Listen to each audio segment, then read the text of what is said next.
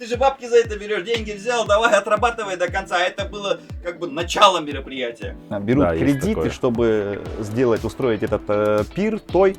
И я думаю, это нехорошо. Вау, Бакер! Вау, Фрима! От души дадут. Давай 100 баксов, да. А то вдруг не вытащит, да? Я могу бесплатно даже поработать. Ты же не любишь же эту работу. Я люблю эту работу. Господи, ты чё? Безумно можно быть. Если поставить волка, Да, вот и очки. Улыбайся, смейся. Смейся вместе с ними. Я такой... Ай, ты ебала меня, уятный жокай, мне хитрый динди тамада. Думать, да нормально я веду, что ты, я покруче тебя. Все, спасибо, Рахмат, я пошел, короче. Всем привет, это «Есть толк» подкаст. Меня зовут Малик Аюпов, нашего гостя зовут Адиль Казыбеков. Вкратце представлю. Адиль Казыбеков — это, во-первых, ведущий ваших мероприятий, тамада, шоумен, человек, который поет, не хуже Атабекова, кстати, возможно. Об этом мы сегодня узнаем. Тема сегодняшнего подкаста: мы поговорим о наших кыргызских свадьбах, о тоях, о том, насколько сейчас люди много тратят, мало тратят, насколько вообще актуальны большие свадьбы, либо сейчас люди больше приходят к молодежным, к узкому кругу. Об этом всем в сегодняшнем подкасте. Адиль, салам алейкум. Алейкум ассалам, Малик. Как вы? Как ваши дела? Отлично, отлично, спасибо. Спасибо, что пригласили, уделили мне внимание, я уделил вам время. Видите, как хорошо, друг друга понимаем. Я знаю, насколько вы занятой человек, но спасибо, что вы сегодня все-таки уделили это небольшое время для нашего подкаста. О чем хотелось бы сегодня поговорить? О наших свадьбах. И правильно ли я вообще вас представляю? Просто сейчас многие, когда слышат слово «тамада», мне кажется, это немножко обидно звучит, да, для... Ну, может быть, да, в какой-то степени обидно, но больше, наверное, просто хочется уточнить, что есть тамада, есть ведущие. Вы знаете, раньше, когда еще вот вообще вот таких мероприятий, формат мероприятий был другой, проводили же не всегда же в ресторанах, а такие мероприятия, свадьбы там проходили дома, да, и в такие моменты не было ведущих как таковых. Профессиональных ведущих не было, просто брали человека из своего же семейного круга, какого-нибудь, который там много разговаривает, хорошо разговаривает, умеет развлекать, интересно какие-то анекдоты рассказывает, да. Просто в семейном кругу есть какой-нибудь родственник, и этого человека ставили на роль тамады. И, кстати, по-моему, слово тамада это происходит из грузинского языка, вообще к нам пришло. И, по-моему, слово тамада даже не склоняется. Но мы его склоняем как-то по-кыргызски, да? Тамаде, тамаду, тамадим и так далее. Вот. И выбирали такого родственника, ставили его тамадой. Тамадом. Ну, в общем. Вот. И он был ведущим вот этого вечера небольшого. И дальше вот и пошло вот это слово, уже начали называть ведущих, хотя ведущий это совсем другой же, да, ведущий мероприятий, это уже немножко посерьезнее. Это же надо же учиться, вы что, это же это профессионализм, ведущий.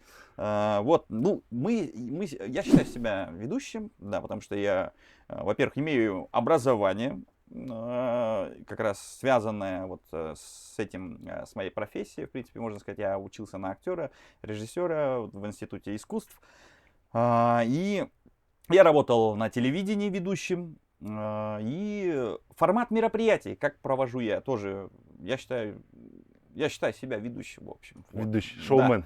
Да, шоумен, ведущий. Ну, шоумен, мне кажется, тоже, да, это тоже нужно быть совсем... Это другой регалий. Да, мне кажется, он еще, это тоже другой уровень, мне кажется. Я ведущий мероприятий. Ведущий. А есть шоумен, человек делает шоу. Это вот тоже уникальный человек. Шоуменом тоже, мне кажется, нельзя назвать прям каждого ведущего. Шоумен, есть такие люди, у них прям харизма. Они делают из пустого места, на пустом месте могут создать шоу. То есть нужно же сделать еще и актуалочку. Да, мне кажется, это вот тоже должен быть отдельный талант, быть шоуменом. Развлекать. Да, я в какой-то степени шоумен, может быть, но у меня, видите, у меня больше, наверное, вот по регламенту как-то идет. А шоумен, это, мне кажется, это импровизатор. Он создает шоу на ровном месте просто. Понятно. Вот. Тогда переименую, да? Не тамада, шоу. Да, давайте заново. Понятно. А вот вы учились на актера. Не Мгм. пробовались никогда на роль какую-нибудь?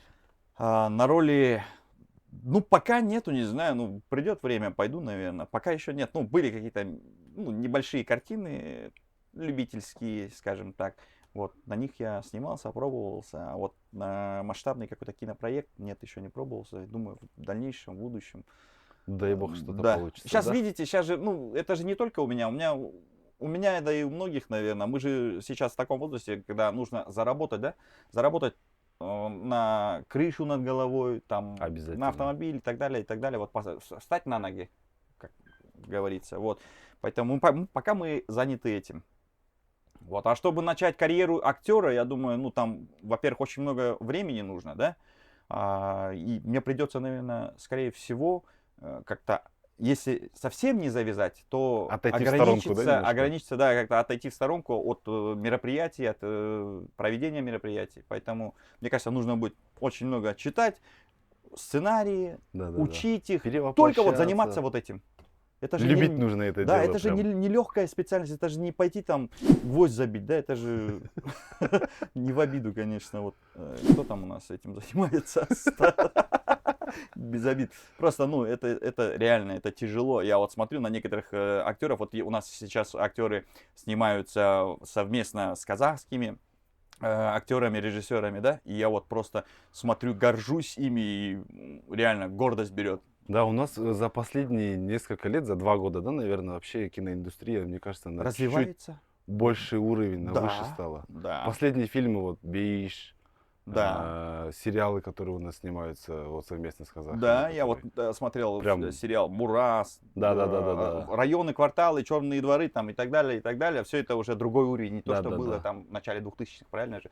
Потому что много становится картин, много становится Нужно чем-то режиссеров. отличаться. Да. Вот так же с ведущими. Ведущих было раньше мало, сейчас их много. И, соответственно, если ты хочешь работать, если хочешь урвать свой кусок хлеба, то ты должен отличаться от других. Должна быть своя Да. изюминка. И Да. вот если есть конкуренция, то человек растет. Если нет конкуренции, вот один, если ведущий на все село, Мне да, некуда расти, все. конечно, он же Да. думает, а кто кроме меня проведет этот вечер, эту свадьбу, так что он расти не будет. А когда есть конкуренция, каждый пытается как-то отличиться, Я сделаю еще лучше, заинтересовать. я сделаю еще лучше, да. Придется мне становиться шоуменом, как ты назвал. А не тамадой, да? Да, не тамадой.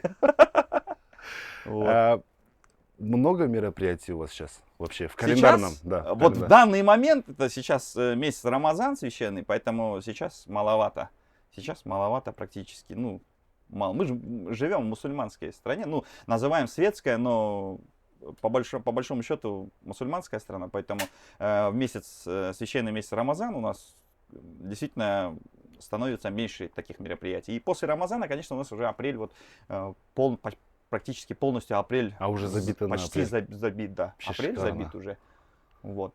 А насколько, перейдя к нашей основной теме, насколько сейчас, все-таки для нас же той это что? Это что-то грандиозное, что-то масштабное. Мы пытаемся отметить там прям чуть ли не на последние свои деньги. Много ли у нас действительно шикарных таких свадеб, на которые уходят прям реально баснословные деньги? Конечно, очень много уходит средств, денег. Ни для кого не секрет, что многие наши граждане, соотечественники берут кредиты, правильно? Берут Да, есть кредиты, такое. чтобы устроить этот пир, той. И я думаю, это нехорошо. Это нехорошо. Я думаю, надо делать той таким, насколько тебе позволяет твой карман. Зачем отличаться, зачем равняться на миллионерах каких-то, да, если у кого-то есть там возможность провести свадьбу на $1 000 000, у тебя нет такой возможности, зачем мучиться?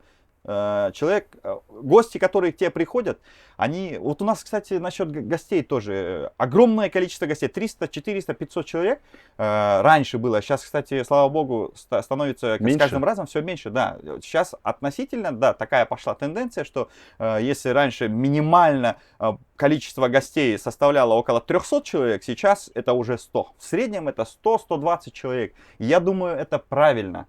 Потому что ты, когда приглашаешь 300-400 человек, я вот сам лично видел, что некоторые гости выходят, говорят тост, да, поздравления, И они даже путают имена там жениха с невестой. Неважно, с какой он стороны пришел. Он не знает имя человека, который женится. Да, и он говорит, вместо там, допустим, Нурлана, Максат, да, жениха он называет. Хотя он со стороны жениха пришел.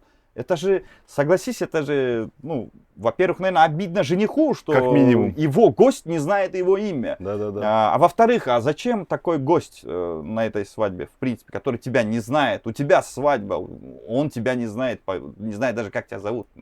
Смысл его приглашать? Ну, зачастую это бывает как... Того надо позвать. Да, потому что он тебя приглашал, понимаешь, что, ну, не тебя, твоих родителей, там, твоего деда приглашал. И вот, ты обязан ты же его пошел пригласить. это там, ну, будем говорить открыто, да, как бы обидно не звучало, а ты отнес туда 5000 сомов, и он же должен забери тебе свои обратно, 5000 да, забрать нужно. Не, ну честно, давайте, да, зрить в корень. Поэтому, как бы обидно это не звучало, это так есть. Но то, что радует, это что в последнее время молодежь, молодые, да и родители с ними соглашаются. Они хотят небольшой устроить праздник, где будут самые близкие, самые родные. Которые от души порадуются. Конечно, от души придут, порадуются и от души дадут, может быть. Может, да, они такие, может, посмотрят, что-то у него мало гостей, 100 человек, блин, ну, 3000 давать, вот знаешь, как-то неудобно. 100 баксов. Давай 100 баксов, да. А то вдруг не вытащит, да. Он же точно наш конверт прочитает. Да, вот это как раз переходит к формату тех молодежных свадеб, которые у нас сейчас очень актуальны. Да. В узком маленьком кругу такие более европейского стиля свадьбы. Да, ты сам как считаешь? Это же хорошо, это же, вообще чем 300 замечательно. человек. 100 человек пригласил, и нормально. Ты, во-первых, вот если, допустим, ты жених, да, во-первых, ты сам будешь как-то отдыхать, мне кажется, на такой свадьбе, где когда 100 человек, ты все близкие. Ты комфортно себя чувствуешь, да. Ты с ними, ты знаешь, что это твой друг, он тебя не осудит. Он тебя не осудит, он не смотрит, он не ждет того момента, когда ты сделаешь что-то не то на этой свадьбе, и тебе будет стыдно, и он тебе... Не тот кусочек мяса принесли. Да, такого не будет. И ты там будешь чувствовать себя более свободнее, ты будешь ходить посвободнее, где-то покричать можешь, да, поорать, потанцевать, и тебе никто ничего не скажет, потому что все близкие и родные. Все свои родные. А когда 300 человек, там, они же по-любому скажут, ай, ты ебала меня, уятты жоққа, мне қиқырып жүреді, динді бол. Да, есть же такое у нас. Да. Видишь, как хорошо у нас, когда 100-120 человек. Поэтому это очень... И вести же такое мероприятие удобнее и легче, когда людей меньше.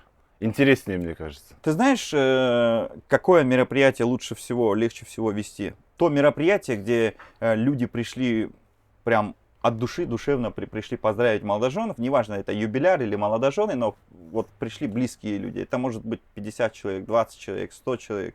И вот если они пришли реально порадоваться, и ты просто им даешь немного, вот ты просто как машину запускаешь. Зажег ее, все. Да, ключи вот так вот, стартер запускаешь, и сама машина завелась, вот дальше едет. Пошла. Сама. Да. А есть мероприятия, где вот нужно прям хоть раскачивать, делай, что хочешь, там просто народ, я не знаю, либо, может быть, они недолюбили юбиляра или молодоженов, или что, я не пойму. Или, угрюмо сидят. Да, или денег они должны, они сидят такие, бывает такое.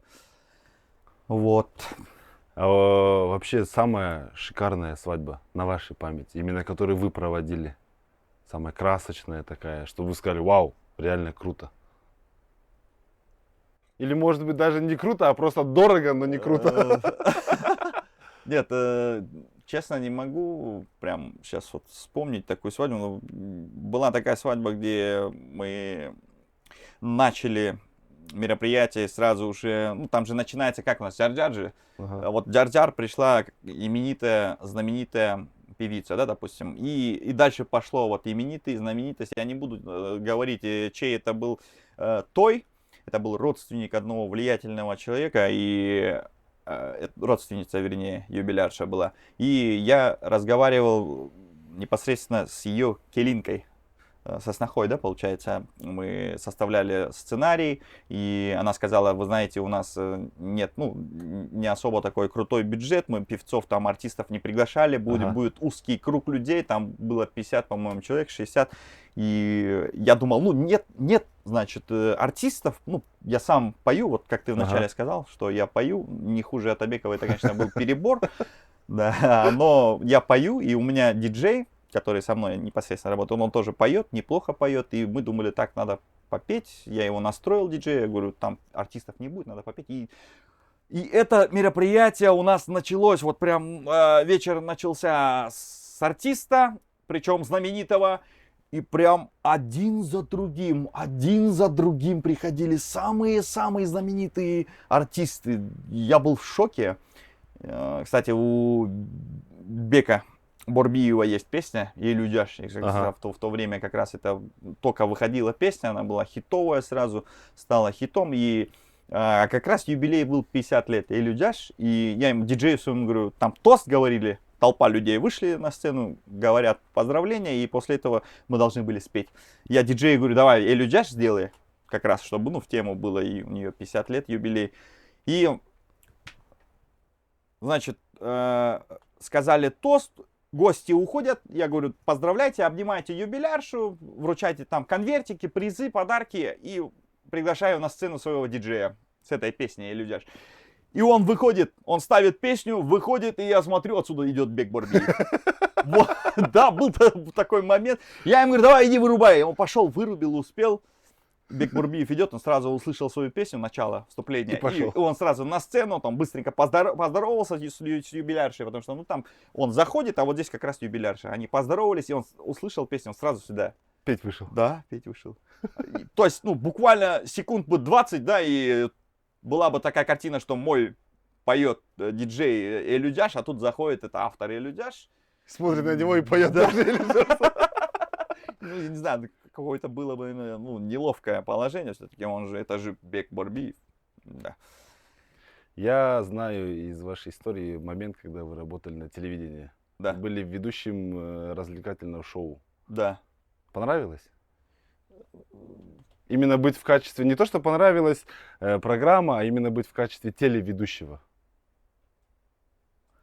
Ну, я думаю, да, вообще, спасибо за такой вопрос, потому что я люблю эту работу. То есть, я всегда говорю, я когда иду на мероприятие, я провожу свадьбу и получаю деньги, я получаю не только деньги, я получаю удовольствие, причем огромное удовольствие. Я могу бесплатно даже поработать. Если придет человек, который по душе, там родственники бывают, там, если я захочу, я могу бесплатно поработать и получить. Не говорите так, что завтра все начнут писать. И получать огромное удовольствие от этого, понимаешь? И видишь, когда вот, я не помню, кто это говорил, но я помню такое выражение, что если ты, допустим, выбрал такую профессию, которая тебе нравится, то есть любишь ты этим делом заниматься, то ты выиграешь эту жизнь. По-любому. Да, да, то есть не ради денег, ты просто любишь эту работу. Вот и получаешь огромное удовольствие, и нет огромные деньги. Что немаловажно. Да, одно другому не мешает. Да, и вообще, если ты, допустим, любишь свою профессию, свою специальность, то, чем ты занимаешься, то, я думаю, ты именно там достигнешь каких-то успехов. Если ты занимаешься чем-то ради денег, мне кажется, ну, тяжело будет достичь успеха. Ты же не любишь же эту работу, ты просто ждешь, когда пройдет месяц, и ты получишь зарплату. Поэтому, мне кажется, тебе там будет тяжелее. Поэтому, пользуясь случаем, я хочу посоветовать всей молодежи. Занимайтесь тем, что вам нравится. И вы достигнете, вот непременно вы достигнете успехов. Любая работа, любая просто если тебе нравится, бери и делай. И ты вот станешь профессионалом. Все будут к тебе обращаться. Да. Безумно можно быть. Здесь мы поставим волка. Да, вот. И очки вот эти. Поностальгируем немножко. Можете вспомнить первое свое мероприятие, которое вы вели? Сложно было тогда? Так, я немного отошел от темы, извини. Да, первое мероприятие, ты мне напомни, сейчас я обратно расскажу. Ты меня спрашивал насчет телевидения, да? Да. Я, по-моему, чуть-чуть не туда ушел, по-моему. Немножко. Вот, да. На телевидении, я помню, я же до этого не работал. Есть у нас ведущая Джиде Зодбекова. Спасибо ей. Вот я ее просил, я говорю, ну, она же на телевидении, я, по-моему, на НТС где-то работала. Я ее просил, говорю, если есть такая возможность, давай, я тоже хочу попробовать себя в роли ведущего. И она мне звонит, говорит, ты же хотел? Я говорю, хотел. Говорит, давай, одевайся, приезжай. В смысле, одевайся, приезжай. Прям сейчас? Да, говорит, давай, одевайся, подъезжай, короче, сейчас будешь вести. Я такой, ну хорошо, давай, короче, оделся, подъехал, еле как что-то нашел там на ведущего, чтобы более-менее быть похожим на телеведущего, имеется в виду. У меня был такой синий кринжовый пиджак. Это сейчас кажется кринжовым, наверное. Это сейчас может быть, да. Я раньше думал, ну, раз уж ведущий, шоумен, то ты должен выглядеть ярко, красочно, цветным таким, знаешь. А сейчас смотрю такой, думаю, господи, ты чё накинул на себя, дурак, что ли? Как можно было так идти? Я накинул на себя этот синий, ярко-синий такой пиджак, поехал на телевидение, на СТВ, и она мне говорит, кстати, прямой эфир. Представляешь, первый раз. Да, в первый раз ты на телевидении. И она говорит, это прямой эфир. Ну, ты, говорит, это не больше. Говорит, нормально, все мы так начинали. Все через это Да, прошли. через это проходили. Ничего там такого страшного нет. Мы тебя, она говорит, на тебя сейчас накинем этот наушник. Да, и мы будем тебе подсказывать. И я, короче, думаю, ну ладно, ну надо рискнуть же. Кто не рискует, тот не пьет шампанское. Я такой думаю, это мой шанс, это значит надо попробовать. Вдруг не будет другого шанса. И я залетаю туда в студию, там ходят эти, как они называются, ассистенты. Да. Они накинули на меня микрофон, петличку, наушник, и она там проверяет. Адиль, слышно меня? Слышно? Да, нормально. И они, оказывается, я же первый раз, я же не знал. Говорит, улыбайся, смейся вместе с ними. Я такой... Теперь надо поплакать. Короче, вот это все она тебе в наушник говорит. И мне было тяжело. Я еще такой... Типа мотор, камера, короче, начали, и я такой, добрый вечер, у меня, по-моему, я не помню, у меня на русском было или на кыргызском, по-моему, на русском. И знаешь, вот вот мы же с тобой сейчас беседуем, да. Я тебя слышу, я тебя слушаю, и я понимаю, о чем ты говоришь. А вот когда первый раз я был в эфире, причем в прямом, я не слышал, что говорит мой собеседник. И это для профессионала буквально заметно на экране ты смотришь. Я потом пересматривал этот выпуск, и я такой, ну, он же не слышит же ее. То есть я задаю какой-то вопрос. Нет понятия, о чем она говорит, да? Да, какой-то вопрос я задаю ей. Были девчонки, которые занимаются попугаями, что ли, что-то такое было. И я задаю какой-то вопрос, а у меня же выстроены вопросы. Ага. И задаю вопрос, она мне отвечает что-то, и когда она отвечала на третий вопрос, условно, да, и она, оказывается, на четвертый тоже вопрос ответила. Хотя она не знала, что будет четвертый такой вопрос, да, она ответила. А я, видишь, я не слушал ее, потому что я опять тот же вопрос. Да, у меня был страх такой перед прямым эфиром, и я обратно задаю этот вопрос. Глупо, да, выглядишь? Глупо же. Ну, тем не менее... Мне сказали, что я неплохо справился, режиссеры, редакторы мне сказали, неплохо справился, там были какие-то недочеты, но в целом сказали нормально. И знаешь, вот у меня же были косяки, я же где-то что-то неправильно сделал, вот это вот я сам потом посмотрел, увидел, но хорошо, что мне редакторы и режиссеры не сделали замечания, они меня подбодрили, сказали, не сломали в тот момент, да? А если бы они сказали, ты почему сделал так, ты почему второй раз задал такой вопрос, мне кажется, я бы сломался и потом уже не смог бы, мне было бы я тяжело. Больше не приду. Да, я бы сказал, все, спасибо, Рахмат, я пошел, короче, пойду я гвозди забивать, да? Займусь чем-нибудь другим. Вот, и спасибо вот этим людям, которые меня на тот момент поддержали, сказали, топи, делай, нормально. Из эфира в эфир лучше. Да, и потом уже потихоньку. Видишь, я сейчас сижу с тобой, и я тебя понимаю, слушаю. Да, я не повторяюсь, ну, может, где-то повторяюсь. Еще отрежем. В целом, ну, опыт потихоньку. Опыт же со временем же все это приходит. Москва не сразу строилась, правильно? Я же не родился ведущим же. Я им стал. Да, я им потихоньку. Я думаю, я не только стал, я становлюсь. Я думаю, вот как кто говорил? Что? Вот сколько живешь, столько и надо учиться, да? Или как? Век живи, век учись. Да, вот. Я не знаю, кто это говорит. Примерно в таком ключе, да.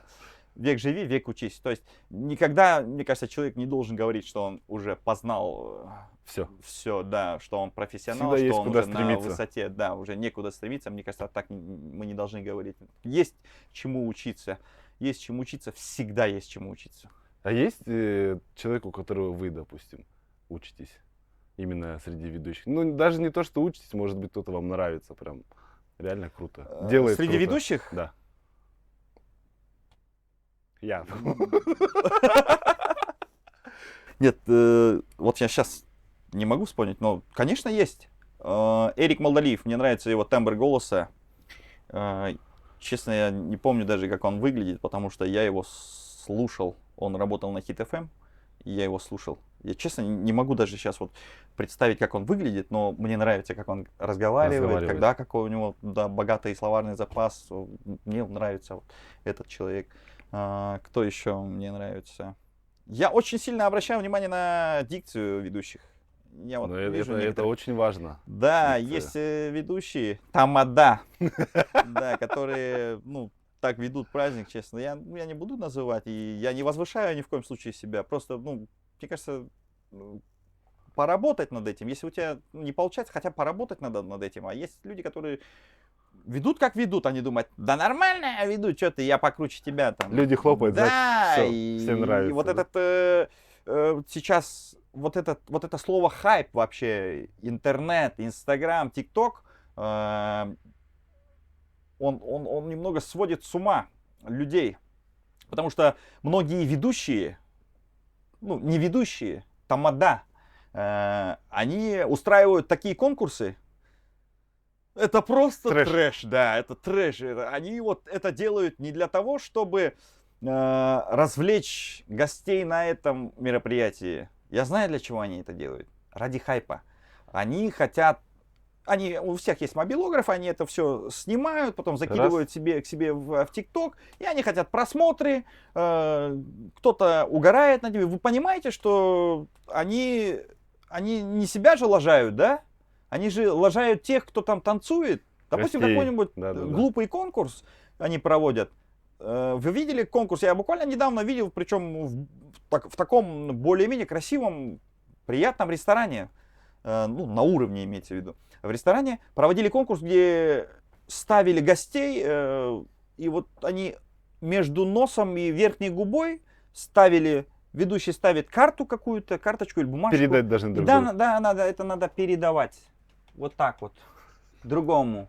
Тот берет и передает следующему. Знакомый, незнакомый. Да, откуда они знакомы? Вы что там, 300 человек, 200 человек, откуда они могут быть знакомы? Просто незнакомый человек, а есть люди ревнивые, есть люди мусульмане, которые верующие, да, допустим, это же, я думаю, неправильно это. Есть еще конкурсы, где мужчина должен угадать жену каким-то таким неправильным образом, даже не хочу говорить, как это все происходит. Есть конкурс, где мужчинам показывают букву, и они на эту букву говорят слова. Говорят не части просто слова, а части тела своей да. жены, супруги. В ТикТоке в одно время это было прям вот как ты считаешь, это хорошо? Это как минимум некрасиво, наверное. Да, это же кринж, вот, как говорится по-молодежному. Это кринж, это даже оскорбление, это оскорбление же. Вот мы сейчас плавно перешли в это русло. У меня был определенный блок выделенный именно тому, как избежать трэша вот на свадьбе. Вот я как раз все, что вы перечислили сейчас, я это хотел вам сказать именно. Тот трэш, который взорвать шарики, допустим, есть такие конкурсы, когда женщина держит шарик, мужик должен подойти своими частями тела его взорвать. У нас в Кыргызстане тоже были такие конкурсы, в ТикТоке я видел. Те же самые карточки, мука, это все. Как нужно подходить именно к выбору конкурса? Как избежать этого трэша? Ой, как это избежать? Не надо проводить. Гениально, да? Нет, просто, может быть, есть такой контингент, такая аудитория, которая, наоборот, любит такие конкурсы, может быть. Я не знаю. Но то, что я провожу, мои мероприятия и мой контингент, моя аудитория не приемлет этого. Если я проведу такой конкурс у себя на свадьбе, который я провожу, мне, наверное, не выдадут зарплату. Мало того, что не выдадут, меня там обольют, наверное, хорошими, нехорошими словами и выгонят с этой свадьбы. А может быть, некоторой аудитории нравится. Но мне кажется, вот смотрите, вот, допустим, киноиндустрия, она же они же не просто фильм снимают, они носят в себе такой поучительный характер, да, они учат Есть месседж чему-то. какой-то обязательно. Конечно, есть месседж. Вот, мне кажется, ведущие тоже должны быть такими.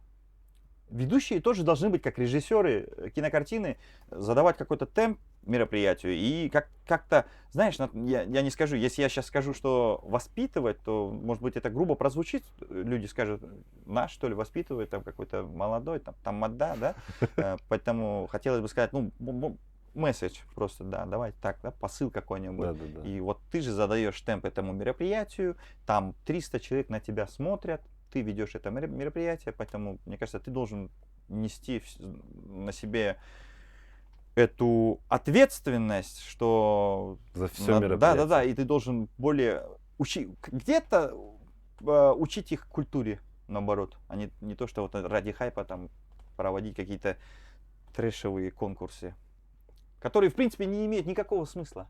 Это Какой там интересно смысл? для человека, который дома сидит, так в ТикТоке.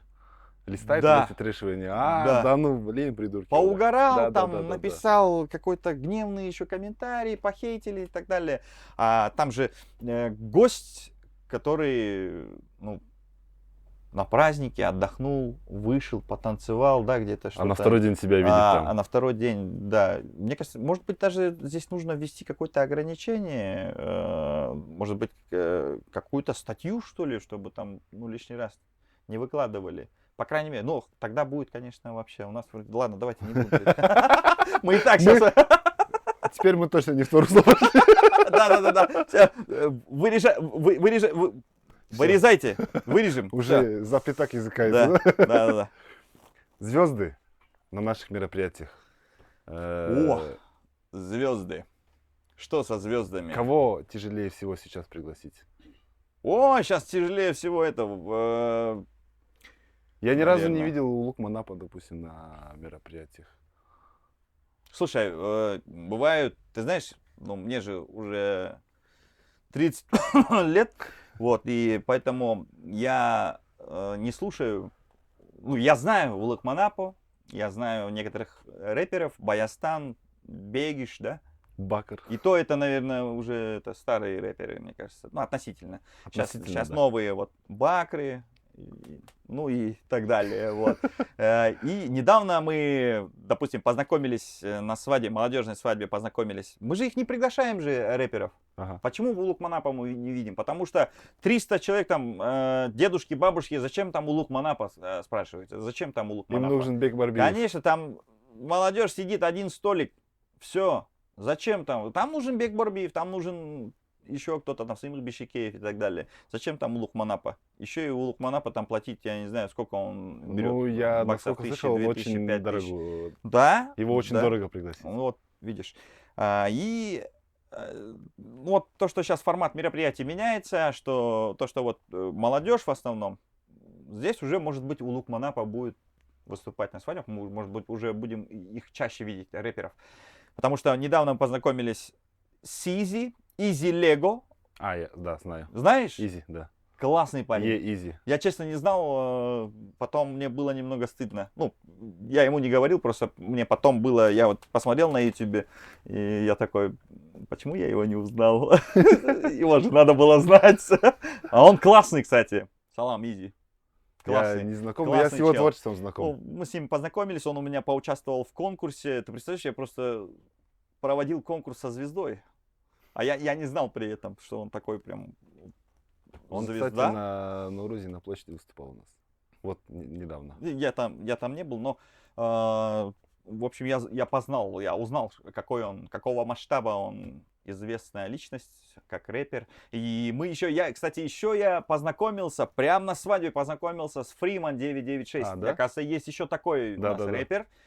Тоже достаточно Он щас в топе. крутой. Он в топе. И он известный не только в Кыргызстане, а вообще Казахстане. Казахстан, вообще СНГ его знает, Freeman 996. А я его не знал, я тоже с ним познакомился там, на свадьбе. Поэтому, Тоже на ребят, конкурсе. Sorry, теперь я вас знаю. Вот, и почему я с ними знакомлюсь? Вот прошлом году, в 23-м году я с ними познакомился.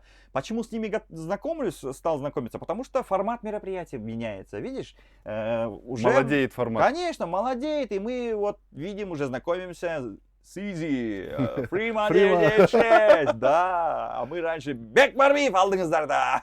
30 лет Бек Барбиев. Ну, Ты аккуратнее. не, я имею в виду, что он 30 лет в топе. Я слышал, что он с характером. Да? Да. Ну, 30 лет в топе. Да, Должен быть 30 характер. лет в топе, да. 30 лет в топе. Какой 30, а может даже больше?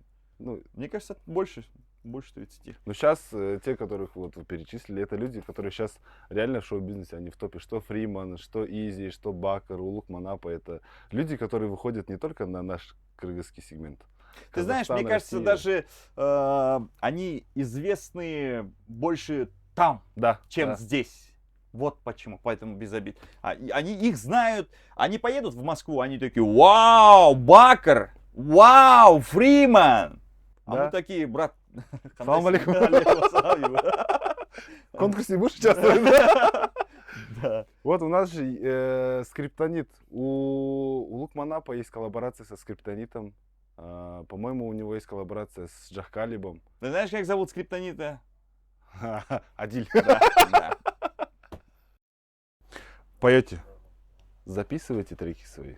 Я записывал треки, я даже недавно, в позапрошлом году или в прошлом году, забыл точно, когда это было, но заключил договор с продюсером, хотел запеть, стать уже певцом, а не ведущим. Ну, в жизни, оказывается, не все так, как мы Хотим. предполагаем, как мы хотим. Да, мы предполагаем, Бог располагает, да, поэтому, ну, пока не судьба, пока не получается. Да и вообще, я же начинал не как ведущий, я в 2004 году начал как певец. То есть я начал ходить по ресторанам, тогда такая была тема, что во всех кабаках, ресторанах пели музыканты, ну вот любители просто, пели там. С человека брали по 20 сомов, там заказ песни 50 сомов. Да. Было Я такое. даже помню Ты такие застал, да, времена. эти Да. времена? Вот тогда я так начинал тоже. Пел вот в кабаках. И то есть я не ведущим начинал. Я начинал с карьеры, как карьеру с этого артиста, ну, певца имеется в виду. Вот. И ты знаешь, ну, не так сильно прям везло мне с этим. Старание, старание плюс старание. Да, нет, вот именно с певческой деятельностью у меня не так сильно везло. Я был постоянно в долгах, я сильно не зарабатывал. А когда я начал вот ведущим работать, кстати, первое мероприятие, которое я вел, поначалу мне было тяжело приветствовать. Это был самый страшный момент, когда говорят: все, гости сели, Начинай. давай фанфары, начинай. Вот приветствие, самое первое приветствие, ты просто выходишь на сцену, там 300 человек на тебя смотрят. Ты же знаешь, что они все на тебя смотрят, потому что только начинается. Открытие. И ты такой: ассаламу алейкум. У меня была А4, у меня такая бумага была, и у меня там были шпаргалка была, как здороваться, как приветствовать, потом какие-то там пословицы, пару пословиц, какие-то интересные моменты. Я помню, знаешь, такой кринжовый момент. Ну, я только начало, хотелось развиваться, и на каком-то мероприятии, не на первом уже, на каком-то то ли третьем, то ли четвертом, пятом, я посмотрел на ютубе какую-то историю. Ну вот наши комики, сатирики рассказывают же истории смешные. И я такой подучил, я такой представил себя таким же комиком, выхожу на сцену и рассказываю эту историю. И тишина. И прикинь, да, и тишина, прикинь, не прошло, не зашло, да, и я такой: ну что ж, продолжим. Ну, как бы, я ожидал, что, ну, зал будет смеяться, все будут там смеяться, разрываться от смеха будет зал, но Все такие, они, короче, они такие, типа, понятно. ну, типа, смеяться или еще, или что там, или что он несет вообще, да? Вот как, вот этот же есть мем, Да, да, да. толпой вот так вот. Ну, примерно вот так и было. Но ты знаешь, вот надо продолжать. Ты же не можешь из-за этого испанского стыда уйти и сказать, Я вы больше не этого посмеялись над моей шуткой, я ухожу, ты не можешь так сделать. Ты же бабки за это берешь, деньги взял, давай отрабатывай до конца. Это было как бы начало мероприятия. И тебе потом с этим испанским твоим стыдом надо работать до конца. И я работал. Но народ хороший. Вот знаешь, кыргызстанцы, я вот не отделяю именно кыргызов. Я вообще говорю, вот наш менталитет кыргызский мы иногда не любим, мы же говорим, ой, это же наш менталитет, Да, да, да. ай, уят, ай, это. Иногда этот менталитет хороший. Вот ты знаешь, наши люди, они умеют поддерживать. Вот как было у меня первый эфир в прямом эфире, как было, и как они меня поддержали, так же и вот народ. И вот тот же той, где у меня вот этот получилась лажа такая, и они потом начали хлопать, поддерживать, давать, поднимать мне дух. И я провел это мероприятие нормально. Слава Волнение Богу. прошло, да? Да, да. Так что я люблю наш народ. Вы лучшие. Свою свадьбу помните? Свою Хорошо помните свадьбу. свою свадьбу? Насколько это было шикарно? Моя свадьба? Да. Она была самая шикарная. Нет, конечно, какая там самая шикарная. Мне сколько там было? Ну, мне немало было и немного, но в целом нормальная была свадьба. Нормальная. У меня свадьба была не шикарная. У меня вот друзья, я же говорю, раньше я пел, и поэтому познакомился с некоторыми нашими артистами, хотя они раньше не были настолько знамениты, потом они стали более известны, и они вот пришли, поддержали, они попели мне несколько песен, потом я сам спел невесте песню супруге, и это все было красиво. Вот самый запоминающийся такой момент, когда я пел сам эту песню, я был очень худой, килограммов 55, что ли, да, я такой худой такой, пою эту песню. Ну, в целом, честно, когда была моя свадьба, я Там было не 300 смотрел. человек. Нет, у меня там было человек, наверное, 150-200, я точно не помню сколько, но не 300. Мы же чуйские, нас мало. Мы еще и скромные, да? Да, 150-200 человек было. И вот, о чем я говорил? О свадьбе вашей. О том, что вы пели? Да, я пел, и это был самый запоминающийся момент. И вот то, что я сам удивляюсь сейчас, когда уже я с опытом, да, на этих свадьбах. На тот момент мне вообще по барабану было, что как там проходит. Просто я думал, это как бы за этим должны следить старшие, да? Там мать, дядя, тетя и так далее, да, Я просто... сегодня жених. Да, я сегодня жених, и я сам по себе, короче, сижу там, ем, и когда там тост говорят, я стою, вот моя самая главная задача, стоять ровно и слушать, ровно слушать тост, да, а потом обратно сесть и так далее, вот. А сейчас, допустим, ты проводишь мероприятие, да, и вот мне, когда я женился, мне было 27-28 лет, а сейчас вот молодые женятся, им 20 лет, вот ты знаешь, они такие... Адильбаке, вон там вот это уберите, так, вот это сделайте так, вот этого гостя пересадите туда и так далее, за всем следят. Рулят. Да, прикинь, вот 20-летние парни рулят всем этим мероприятием. Там наоборот родители ходят такие, ай, балам, нормально, все хорошо. Ты это кушаешь, покушал, поел, нормально. А этот такой, Адильбаке, так, вот это уберите, вот это что за певец, вообще уберите его отсюда, мне не нравится он. И так далее, вот. Есть такие ребята. Сейчас я удивляюсь, такой, ничего себе, да, ребята, 20 лет. А мы такие сидели. Кстати, я голодный был на своей свадьбе, помню. Да. Мне кажется, у многих такое, да, бывает. Так. Да. Я голодный был, я хотел поесть. И только начинаешь, вот, садишься такой, хочешь еще неудобно покушать. Же кушать там сидеть. Да. И ты же перед всеми сидишь, да? Да. Как будто это папу римского посадили перед всеми, да? Сидишь там еще на высоте. Мне кажется, это тоже как-то, вот нужно менять, да, это тоже надо менять. На президиум их посадили, и все на тебя смотрят, тебе же неловко. Вот сейчас некоторые молодые предпочитают сидеть вместе с друзьями. И мне кажется, это правильно, да? Ты там ведешь себя так, как какой-то Конечно, есть, технически на тебя никто не смотрит, ты такой, похавал нормально. Дай мне вон то. Да. А там сидишь, только начинаешь браться за ложку, и тут уже, аляна не гдяш. И ты такой, блин, ну давай. Башталды. Да, да.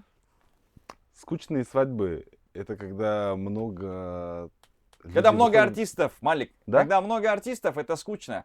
Когда подряд приходят певцы, никаких конкурсов, никаких игр. Ты представляешь, ведущий, что он там должен делать? Он должен там Развлекать. он должен веселить народ, да? А ты туда пришел просто объявлять, как на концерте объявляешь артистов, вышел, объявил. Ушел. Гульнур Сатылганова, Бек Барби, Фриман 996, да, и ушел, и все, вот твоя работа. А вообще для ведущего это хорошо, потому что... Это Да, легче. конечно, ты же ничего не делаешь. Причем вот такие ведущие, которые напихивают в свадьбу там плюс 100-500 артистов, они очень дорого берут, чем мы, Ну, которые работаем работаем, пашем, да. Я вообще говорю, я хочу, чтобы люди не тратили просто так деньги. Я часто рекомендую, советую своим заказчикам, и говорю, вы знаете, я говорю, сам могу попеть, у меня диджей поет. Не надо много артистов приглашать. Возьмите там одного, двоих, и этого достаточно. А в остальном давайте веселиться. Мы же не говорим, вот раньше, не знаю, сейчас есть такое выражение или нет, мы говорим, когда на свадьбе погуляем. Да. Когда ты женишься, когда ты замуж Когда выйдешь, когда на на твоей свадьбе погуляем, погуляем, да. повеселимся, да? Мы же не говорим, когда на твоей свадьбе артистов послушаем, мы же так не говорим, правильно? Мы же артистов можем на концерте послушать, Да. правильно? Вот, и я думаю, вот это скучная свадьба. Но еще скучнее, еще страшнее, это когда, конечно, Бесконечно поздравляют. ни артистов, ни этих, и ведет свадьбу не ведущий, а какой-то тамада, да, где надо карточки передавать. И когда сплошные тосты. Вот это Вот тост. И знаешь, бывает, что... Антракт, тост, да. тост. Бывает, что заказчику объясняешь, говоришь, Байке, если у нас будут сплошные тосты, то это будет скучно, это будет неинтересно. И давайте конкурсы. А он говорит, ты знаешь, вот у меня... Обидится. Да, он же обидится. Он приехал, ты знаешь, он с Нарына приехал, там, это мой единственный, моего свата, родной братишкин друг. Ну, примерно вот так и получается, реально. И он говорит, ну, он обидится, надо дать. А потом ты такой, все, давайте тогда после него закончим. Он говорит, нет, вот видишь, вот... А у этого друга еще да, есть сосед. Сестра, у сестры есть сосед, у соседа братишка же есть. А он единственный сын в семье, ему тоже надо дать. Ты понимаешь, он единственный сын. Если бы там у него был бы брат или сестра, то можно было не давать. А он единственный, поэтому тоже надо дать ему, да? Причем он приехал откуда-то, он, понимаешь, он же не Издалека. Да, он же не с центра города приехал, а он вон оттуда приехал. Поэтому ему надо дать слово. И вот так, когда продолжается, это скучно. А потом, знаешь, в свою защиту скажу, начинают винить ведущего, что в зале шумно. Откуда, знаешь, появляется этот шум? Почему появляется этот шум? Потому что тосты. Опять вот мы идем к этому. Зачастую их же не слушают. Да, потому что ты вот говоришь, они слушают ведущего, вообще народ слушает. Ты говоришь, можно немного попросить тишины, потому что здесь поздравления, и они такие, хорошо, они немного успокоились, а когда тост не заканчивается, причем он повторяется, одни и те же слова. Пожелания, одни и те же пожелания. Вот это, ну, условно, вот это все повторяется. Вышел, первый сказал, второй тоже самое сказал, третий тоже самое сказал. Ты думаешь, это интересно будет гостям? Вот 300 человек там сидят, 250 лайков. Они первого, второго послушали, потом... Да, а потом они скажут, Малик, а что там, как ты? Да, как да, ты в да, Москву да. слетал? Да, да, Нормально, да. ну давай выпьем и так далее, и так далее. И вот 300 человек, когда они вдвоем, по 2 человека начинают разговаривать, Гул. Вот этот гул. А потом кто виноват? Ведущий, он не может их успокоить. Да, Не а может. что он, ведущий должен выйти и вот как вот этот тамада какой-нибудь, да, ты же видел? Нет, просто выскакивают такие видео, Да. где там тамада выходит, и, акрынгле! Прям вот Балдарды в микрофон, алгыла, да, да. балдарды алгыла. Так нельзя делать. Слушай, ты ведущий, ты не можешь так делать. Вот народ как тебя, ты вот ведущий, это человек, как у кыргызов говорят, эльдин баласы, эрке бала.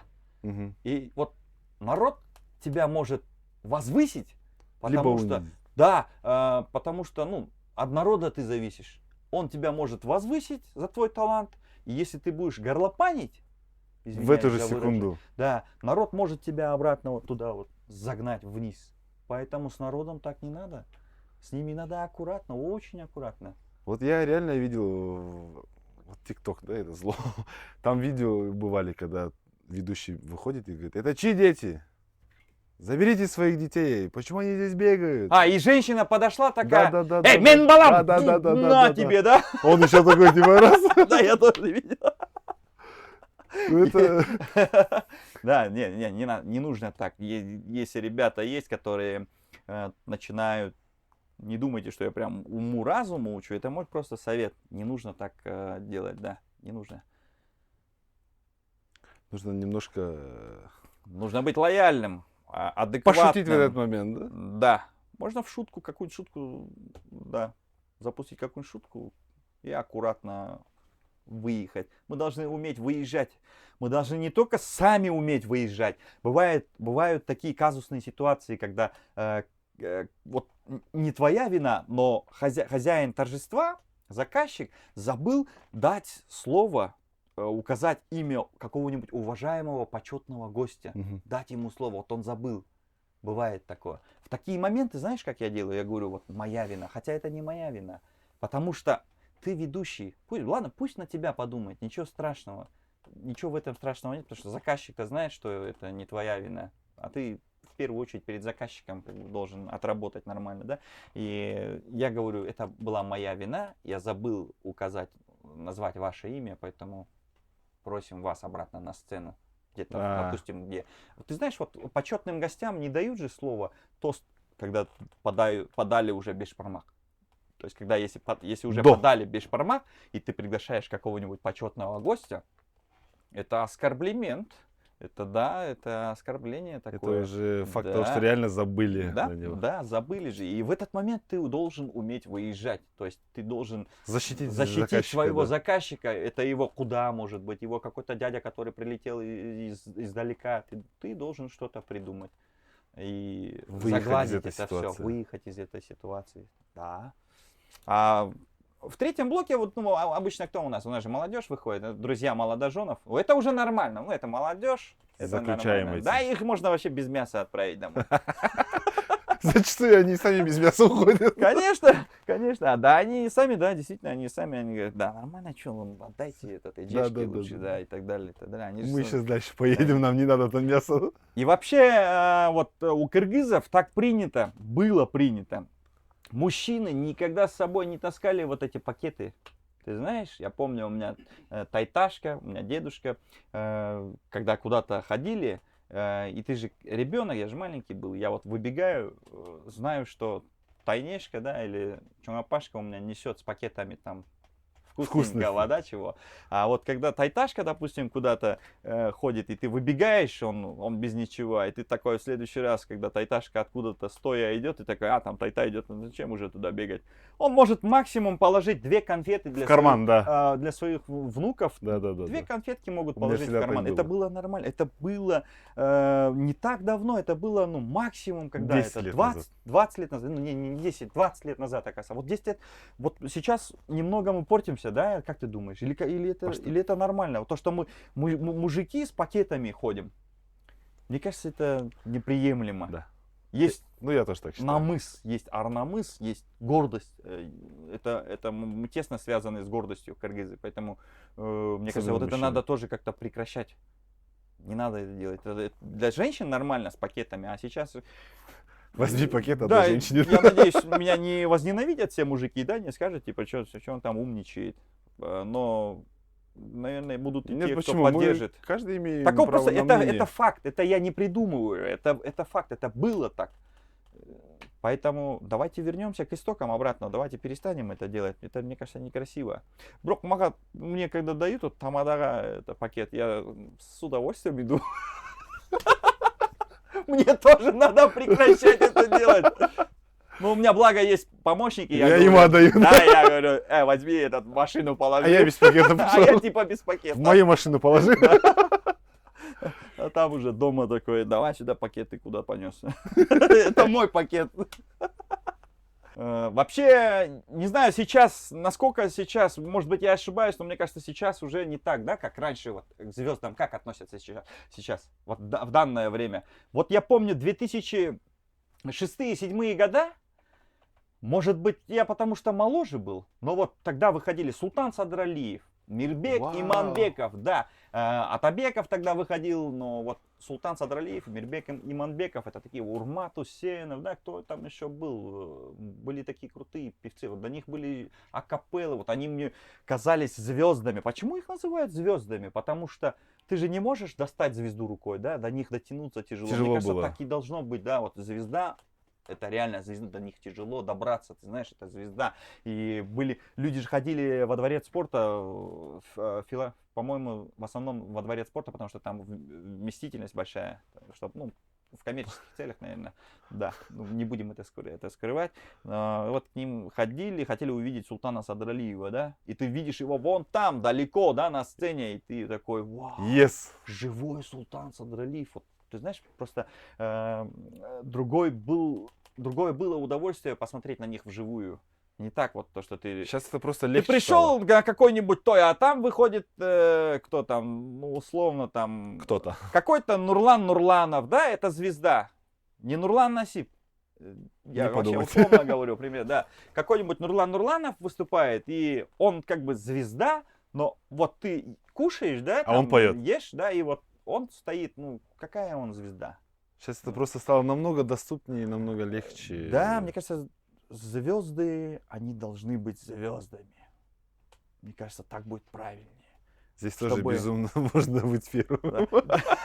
Я как Ольга Бузова сказал, звезда должна быть звездой. Звездой, да. И хотелось бы, если вдруг увидят наше правительство, вот от имени всех этих артистов, попросить построить какой-нибудь большой концертный зал с хорошей акустикой. С хорошей акустикой, чтобы прям четко, чтобы было слышно. У нас дворец спорта, это же дворец спорта же для спорта. Там как в спортзале. Вот как ты ходишь в спортзал в этом? Эхо.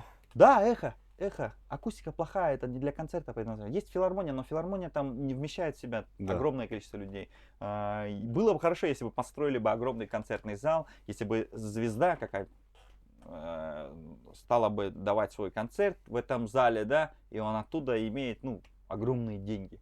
Вот раньше я даже сам выступал на гастролях вот с тем же Султаном Садралиевым. Мы ездили по Кыргызстану. В Ош ездили мы, Джалабад и так далее, Мгм. по областям. Сейчас же так не ездят, да? Я не Зачем слышал. ездить сейчас, гастролировать, когда можно на самолете в Ош заехать, залететь и Спел, в обратно ресторан, полетел. да, и там деньги взял, улетел. А раньше вот ездили, Так наши сейчас на гастроли ездят в Казахстан, Россию, Европу. кто, у Лукманапа, Ну, Фриман? не только он.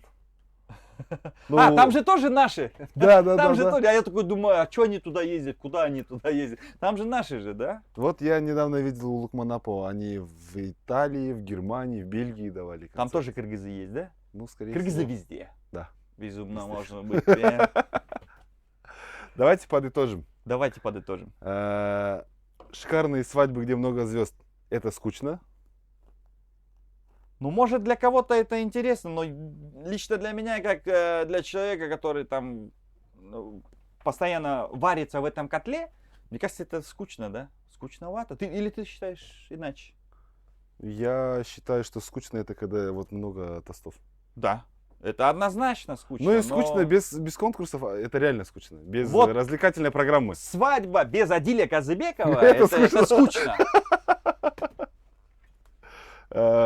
Свадьбы, вот в данный момент мы уже переходим на новый формат молодежной свадьбы? Или Переходим. переходим, да? Я это вот конкретно на практике вижу.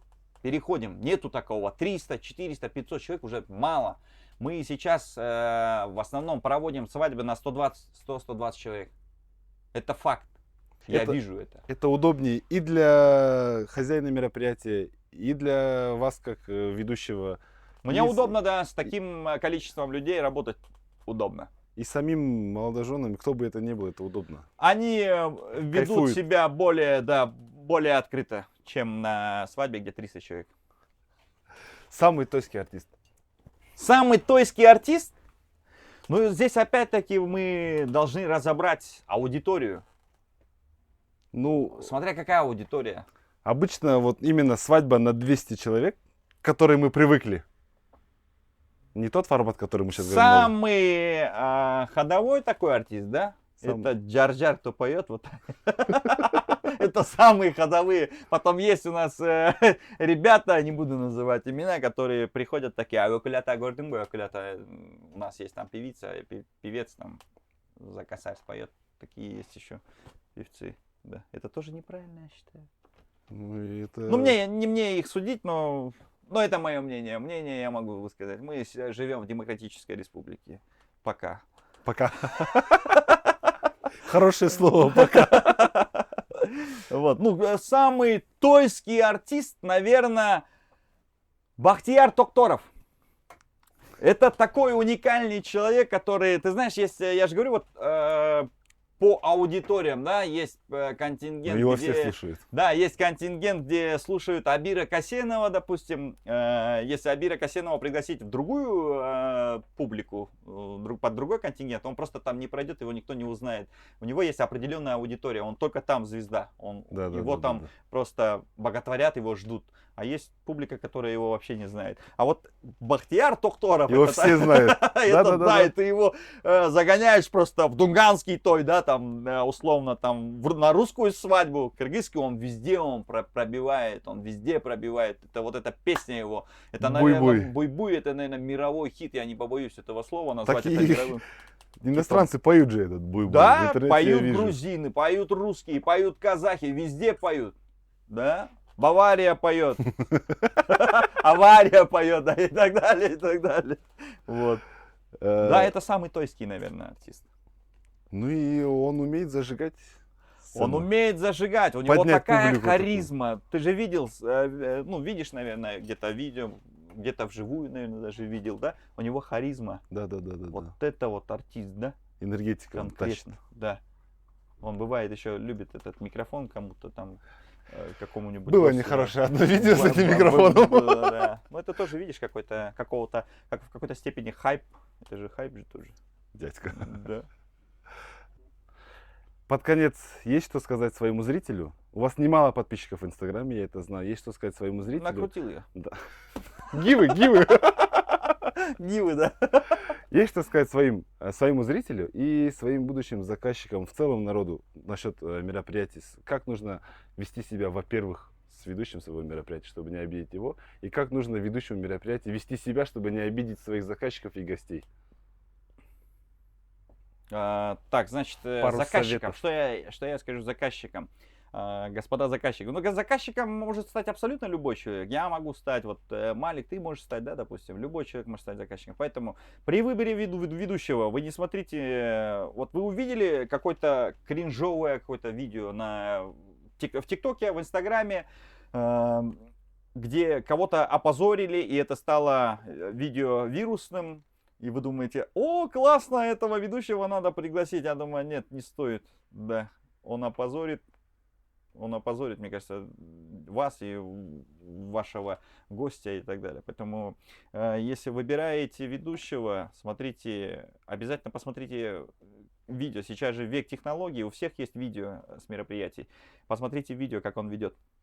Есть ведущие, которые не хотят просто делиться своими секретами, и они не загружают полное видео, да. Поэтому, если вам симпатичен какой-то тот или иной ведущий, вы можете его попросить скинуть его более подробное, полное видео, он вам, наверное, скинет, либо скинет ссылку, где вы можете ознакомиться, посмотреть, как он ведет на кыргызском, на русском и так далее, формат его подачу и так далее, вот. И если он устраивает, то вы уже заказываете его. Не стоит экономить на ведущем, потому что основная основная ответственность вашего мероприятия лежит на плечах ведущего. То есть, если вы возьмете какого-нибудь дешевого ведущего, который включен в меню там ресторана, да, который говорят, ну, в подарок мы дадим ведущего, и вы скажете, да ничего, мы же Атабекова пригласим, да, вашего Атабекова просто не заметят.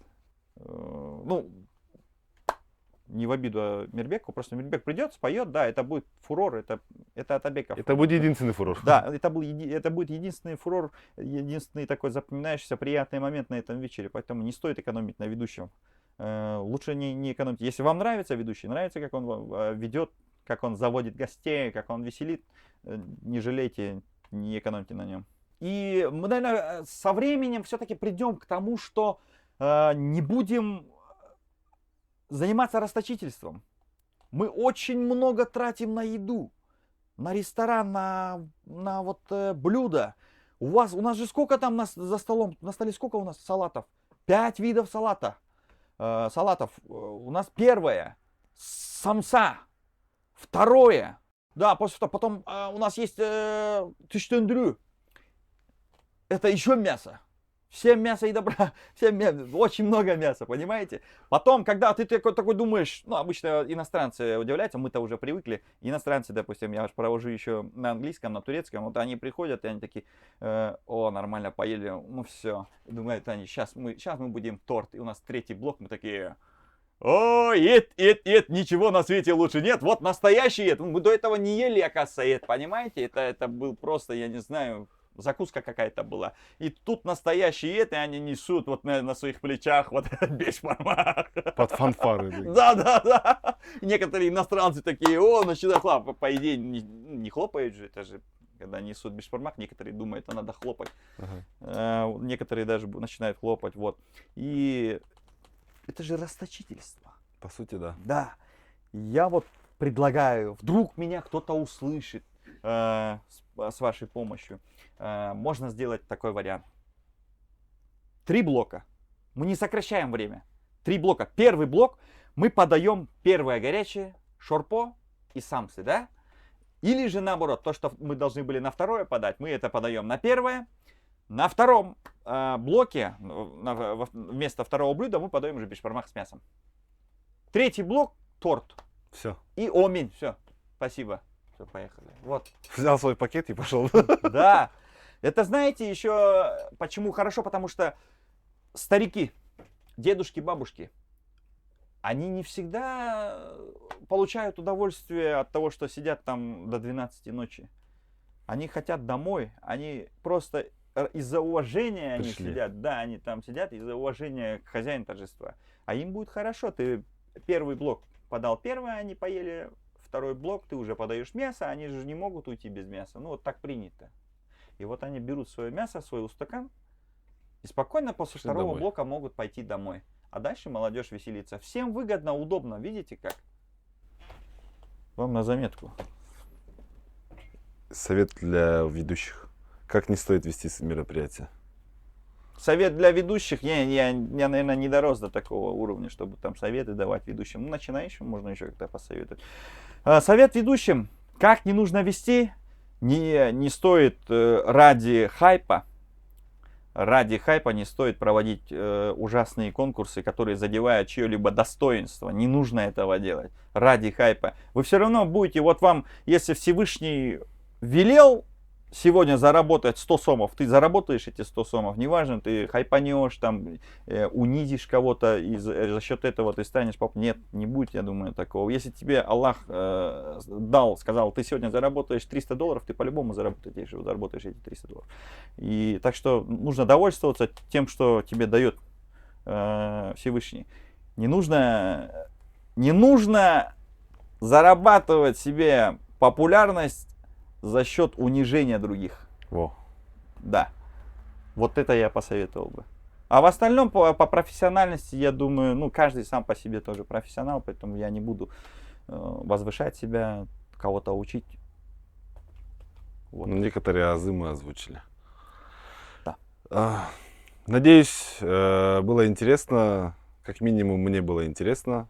Надеюсь, вам тоже будет интересно, смешно. Конечно. Многие, возможно, возьмут что-то полезное для себя. Если вы с чем-то не согласны, пишите нам тоже вы об этом в комментариях. Если с чем-то согласны, тоже пишите. На этом у нас все. Это был Адиль Казыбеков. Меня зовут Малик Аюпов. Пока. Пока.